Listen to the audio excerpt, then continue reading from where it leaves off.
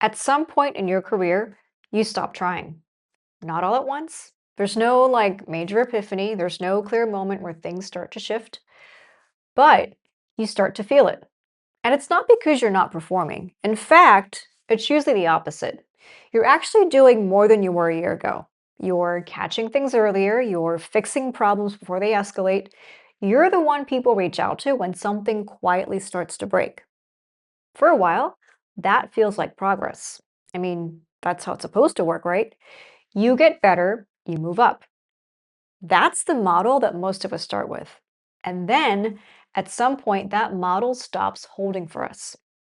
You're still delivering, maybe more than ever, but things around you don't move the way they used to.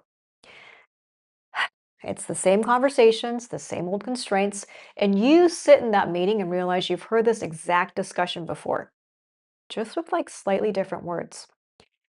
And the thought doesn't hit you all at once. It kind of settles over time. It's like, okay, so I'm not actually moving anymore. I'm just like maintaining. And this is where it gets tricky. Nothing obviously looks wrong. From the outside, you're doing really well. Internally, though, something feels tighter. It's like the space that you're operating in hasn't grown, even though you have. And over time, that starts to affect how you show up. You start catching yourself doing things differently. You used to push yourself before, and now you don't. Now, it's not because you can't, but it's because you're starting to understand the limits of the space that you're in. And that is the plateau.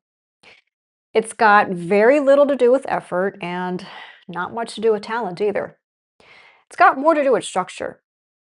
So here's where it gets more confusing. On paper, you're doing really well. You're trusted, you've got a solid reputation, you hear things like, honestly, I really don't have to worry about you. That lands, right? I mean, it should feel like progress. But if you look a little closer, nothing fundamental is changing. Your scope isn't really expanding, your role isn't shifting in like a meaningful way. You're just like doing more efficiently in the same space. And lucky you, you get pulled into more meetings, mostly to weigh in, not to decide. You're solving bigger problems, but are you the one who's actually like choosing which problems to solve? You share an idea, and then a week or two later, you hear a version of it again.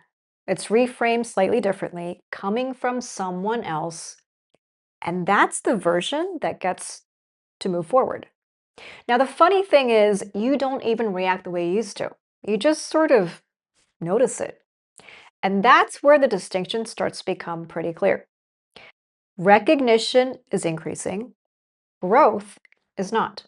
Now, they might feel similar, right? But they're not the same. Recognition is how the environment responds to you doing well.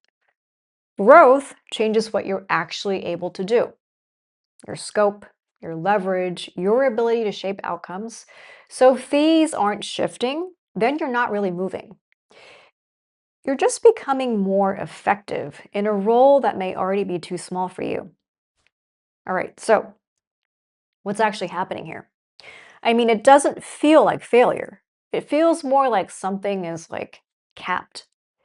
That's exactly what it is. The ceiling isn't above you, it's actually like around you. It's the team structure, it's the budget, the fixed headcount, the role above you that isn't opening anytime soon. And once you see this, a lot of things start to make more sense. So that project you thought would expand into something bigger, that stays labeled as pilot far longer than it should. That stretch responsibility, it disappears once the immediate need is filled. And that conversation about the next steps, that turns into, we just needed a little more time. And at some level, you know that it's not really about the time. It's got more to do with the constraints. So this is where a lot of us get stuck, right? We use the same model. It's like, if I keep delivering, the space will open up. But most environments don't work that way. They don't expand because like one person is operating at a higher level. They expand when something changes structurally. And until then, that space is fixed. which creates a very specific kind of tension. Your capacity is still growing, but that container that you're in, it hasn't expanded one bit. And that gap, that's exactly what you're feeling. So this is where it starts to affect you. It doesn't really happen all at once, right? It's more gradual. So during a meeting, someone says something you know will not work at all. And you have this instinctive reaction that it's really not going to land. So you could say something, right? And a while ago, you probably would have. You probably would have like stepped in, tried to reframe it, push it forward. But now you pause. You've seen how this plays out, and you've made that point before. Nothing really changed. So this time, you let it go. It's a small step, but you start making that decision more often. You still see everything, and if anything, like your judgment is even sharper now. But your response changes because you stop inserting yourself into every gap. You stop trying to fix things that technically aren't really yours to fix, anyways.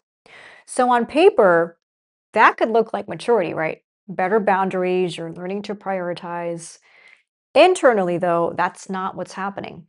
You're actually calibrating and you're learning where your effort actually goes, where that goes somewhere and where it doesn't. So, you adjust. You still deliver, you still show up, but you stop pushing past a certain point. You still have the capacity, right? You just lost the reason. And that shift is subtle enough that no one really calls it out. Now, from the outside, you look steady. You're like easier to work with, but internally, you can feel it. It's that moment where you think that really isn't worth pushing on. So you move on, and that's the cost of the plateau. You just start operating below your capacity on purpose. So what do you do when you reach that point, right? The instinct here, of course, is to like push harder. You take on more, you stay later, you try to break through it. That makes sense because that's what worked early in your career.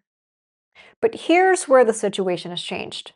The main constraint here isn't effort, it's structure. So the strategy has to change with it.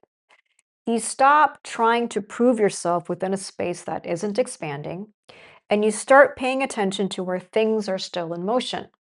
It's where ownership isn't fully defined yet, where decisions still being shaped and not simply executed.